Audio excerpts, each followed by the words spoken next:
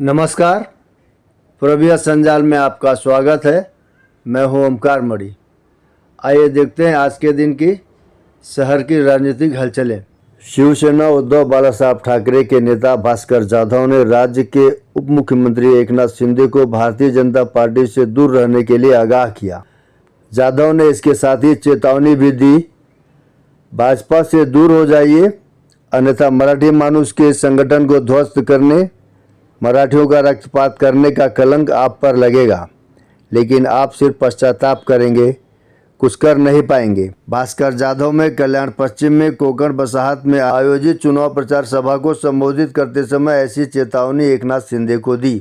भास्कर जाधव के साथ मंच पर पार्टी के पैनल क्रमांक 6 के प्रत्याशी उमेश बुरगांवकर, अपर्णा संतोष भोईर, स्वप्नाली विनोद केणे और संकेश रघुनाथ भोईर मंच पर उपस्थित रहे। इसके साथ ही शिवसेना उद्धव बालासाहब ठाकरे पार्टी के कल्याण शहर अध्यक्ष बाला परब और पूर्व नगर सेवक पवन भोसले भी मौजूद थे। आज भारतीय जनता पार्टीनं गुजराती विरुद्ध मराठी, मराठी विरुद्ध अमराठी, भैये विरुद्ध मराठी, आणखीन कोण कोण, हिंदू विरुद्ध मुस्लिम, मुस्लिम विरुद्ध ओबीसी, ओबीसी विरुद्ध बौद्ध, बौद्ध विरुद्ध शीख। अरे एका आईची लेकरं, या लेकरांमध्ये भांडणं लावण्याचं काम भारतीय जनता पार्टी करते आणि माझ्या आईची लखर तोडण्याकरता म्हणून भारतीय जनता पार्टी ही जीवाचं रान करते त्या दोन गुजराती नेत्यांच्या नादाला लागून। आणि म्हणून मी काल मुंबईला सांगितलं, खबरदार खबरदार, या भारतीय जनता पार्टीच्या नादाला लागून, या एकनाथ शिंदेच्या नादाला लागून आपली ही मायमाऊली असलेली मराठी माणसाची मुंबई हिला तोडण्याचं काम करू नका।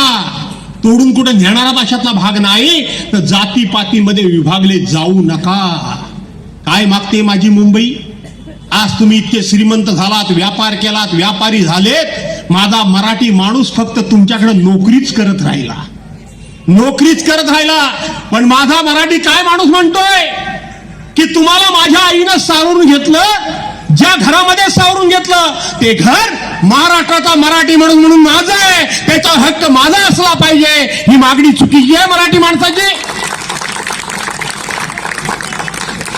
मराठी म्हणून त्या मुंबईवर आमचा हक्क आहे आणि आम्ही केवळ महाराष्ट्रीयन म्हणून आम्ही ती मागत नाही, तर ती मुंबई मिळवण्याकरता 106 हुतात्म्यांनी बलिदान दिलंय। 106 माणसाला त्यावेळेचे ते मोरारजी देसाई यांनी गोळ्या घातल्यात आणि त्यांना मारलं म्हणून आज मुंबई आपल्याला मिळालेली आहे। ही मुंबई या भाजपच्या नादाला लागून आणि एकनाथरावांनी सुद्धा कुठेतरी सूड काढून भाजपला मदत करून ती मुंबई खिळखिली करणं, त्या मुंबईला त्या ठिकाणी विकलांग करणं, त्या मुंबईला पोखरून टाकणं आणि ती मुंबई हताश करणं, याच्यामध्ये एकनाथराव शिंदे या भाजपच्या नादाला लागून त्या पापामध्ये तुम्ही सहभागी होऊ नका। तुम्ही जरी लोकांना सांगत असलात काळजी करू नका, मी आहे, विचारतो कोण तुम्हाला? ही विधानसभेची निवडणूक होण्यापूर्वी भाजपानं एकनाथरावांना सांगितलं होतं तुम्हाला आम्ही मुख्यमंत्री परत करू, बरोबर आहे? एकनाथराव मिशा पिळूनच होते, पहिल्यांदा केले, आता दुसऱ्यांदा करतील। केलं काय?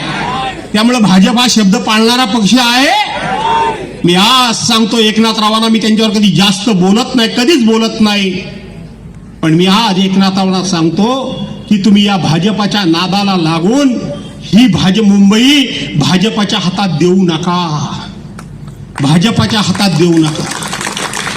तुम्हाला पश्चाताप करावा लागेल, मी काही चूक केली, भाजपाच्या हातात मुंबई देऊन माझ्या मराठी माणसाचं अस्तित्व आणि अधिकार, माझ्या मराठी माणसाचं असलेलं घर तोडण्याकरता मीच त्या ठिकाणी हातभार लावला, हे जेव्हा तुमच्या लक्षात येईल त्यावेळेला वेळ निघून गेलेली असेल आणि पश्चाताप करण्याच्या पलीकडे एकनाथराव तुमच्या हातामध्ये काहीही नसेल।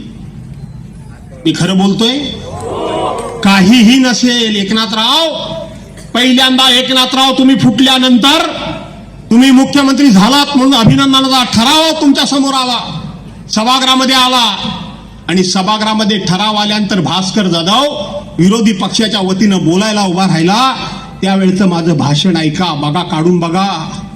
मी एकनाथरावांना सांगितलं, सभेतली प्रथा परंपरा आहे तुमचं अभिनंदन मला केलंच पाहिजे. कोण काय म्हणते याच्याशी प्रथा मोडता कामा नये. सभ्यता राजकारणामधली पाळली पाहिजे आणि मी ते पाळणार.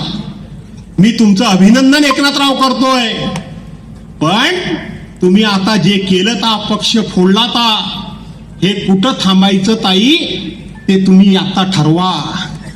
नाही तर अहमद शाह अब्दाली आणि भाऊसाहेब आमचे पेशवे सदाशिवराव भाऊ पेशवे हे आपसात एकमेकाच्या विरोधात लढले आणि रक्तपात फक्त झाला तो मराठी माणसांचा, मराठ्यांचा, पेशव्यांचा, अहमद शाह अब्दालीचा. आणि दिल्लीवर बसलेला बादशाह मात्र सही सलामत राहिला. तो दिल्लीचा बादशाह म्हणजे भाजपवाले आहेत. हे रक्तपात शिवसैनिकांचा तुमच्या हातून घडवतील. कुठं थांबायचं ते ठरवा. हे मी समोर बसून, भाजपा होती, शिंदे होते, कुठं थांबायचं ते ठरवा. हे भाजपवाले तुमच्या हातून रक्तपात घडवतील. हे भाजपवाले तुमच्या हातून ही मराठी माणसाची संघटना तुमच्या हातून संपवतील.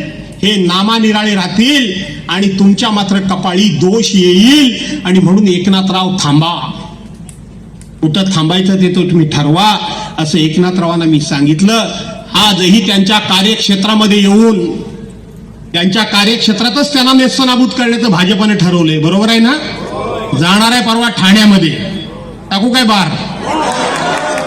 जाणार आहे ठाण्यामध्ये.